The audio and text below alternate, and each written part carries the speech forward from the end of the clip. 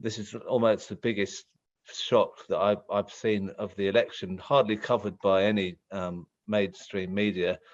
Joining us is Gabriela Salva Macallan, who's been a long-standing Labour member, grew up in Bethnal Green, and from 2018 to 2022 was a Tower Hamlets Labour Councillor, but she was a critical voice within the last administration and decided not to stand in this election.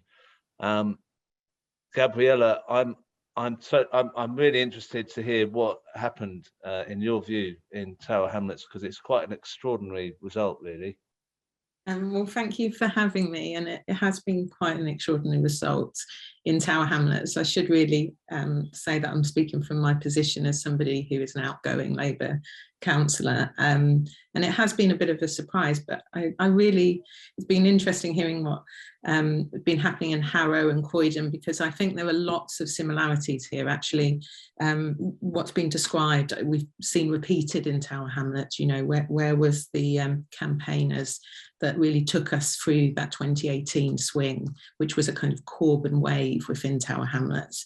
So to put it in context, in 2018, Tower Hamlets Labour Party, and I count myself as one of them, we came in, you know, very much on that Corbyn moment, and we swept the council, 42 seats. You know, I think that was actually a surprise to even our then Labour administration and mayor. I don't think he quite knew what to do with so many Labour councillors. And what we're seeing really is the voters really turn against Labour, and they've turned against Labour for many different reasons. But I think in contrast to kind of what's happened in Harrow and Croydon, there has been an offer, and that offer has been through Lutfur Rahman and Aspire, and to win what is now the majority of the council, not only the executive mayor, but 24 councillors, is just historic. And one would hope that Labour nationally and Labour locally, and the Labour group, more importantly, would take note and would say, actually, what have we to learn here? Because I think the colossal kind of shift in balance of forces that we've seen within Tower Hamlets has been a class vote, and that there's a huge Bangladeshi community locally, and who have been actually very switched on to the electorate, have been very switched on to what's been going on within the council. We have seen cuts being implemented that in the last few years have not really spoke to kind of the hope that I felt when I was going into that council in 2018, we would be able to see through a local government. As soon as I was elected, one of the first votes we were bounced in as councillors was for an increase in our special responsibility allowance. And it meant that as a Labour group, we were divided from the beginning. I mean, I believe that we should have special responsibility allowances. I believe we need more working class people within the Labour movement.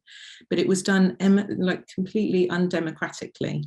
It was done to pit us against the local community, I felt. And all the hope that we were elected in within a matter of days was kind of lost within that local group. And we became fighting around policies that I don't believe a Labour administration should have been fighting.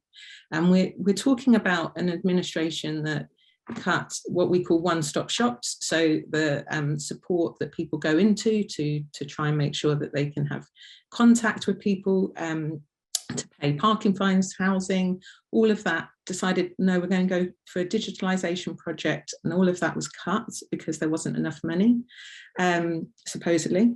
And again and again, we saw implementations of policies that I didn't see reflected in what I would believe would be a Labour administration. We saw the staff being fired and rehired during a pandemic under the title of Tower Rewards. And myself and other councillors had to speak out, but our voices weren't heard within that administration.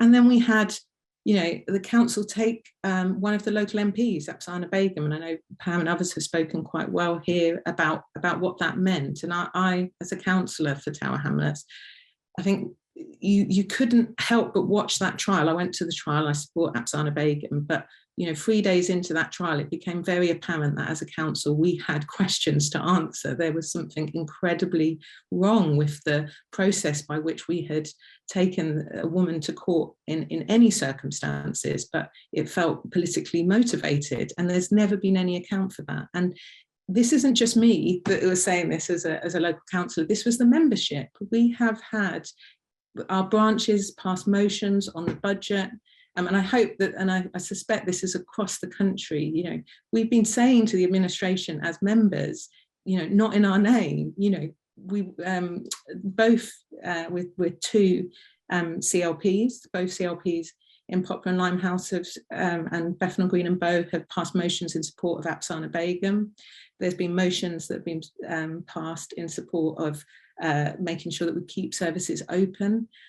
We nearly lost our libraries. That was a campaign that was at least successful. We lost our public day nurseries. These are live campaigns that local members have taken to the administration and said, please stop these cuts. And what we saw actually was a completely turning off of that local voice, of that local membership, and an alienation of really any kind of democratic accountability within the structures of the Labour Party. I understand that Region came in and had to oversee one of the general committees of Poplar and Limehouse. We're seeing the infrastructure being used against those that wanted to say, look, this is how we win elections, is by listening to the membership and listening to the local. And I think just to end really is because I think Tower Hamlets is something which we all should be watching and engaging with and continuing to discuss.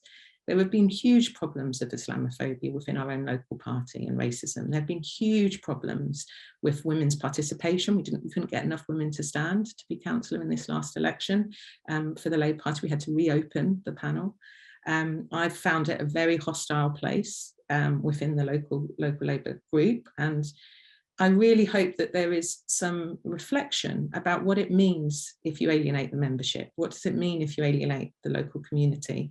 But I think for me, this moment is something which I'm a Labour member, and I continue to hold those Labour councillors that have got through to account, because it's still 19 councillors on the council. It's to pass a budget, you still need a 2/3 majority.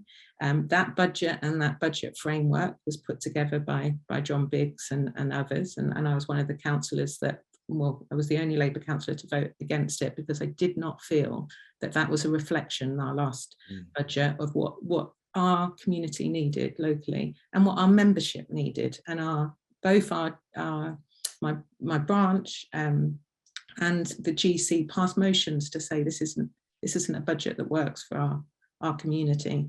And so we've got to see what happens. We've got to make sure we hold our local Labour councillors to account within this process. And I think we've also got to be really concerned, I think, that we don't head back to what was in the 90s, a very fractious kind of rise of the BNP, racist kind of tropes being used.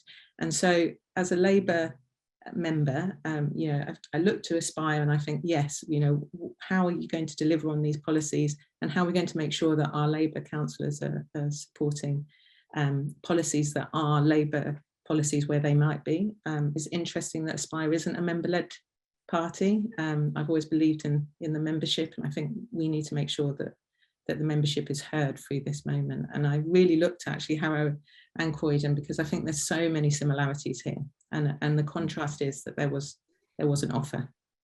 Yeah,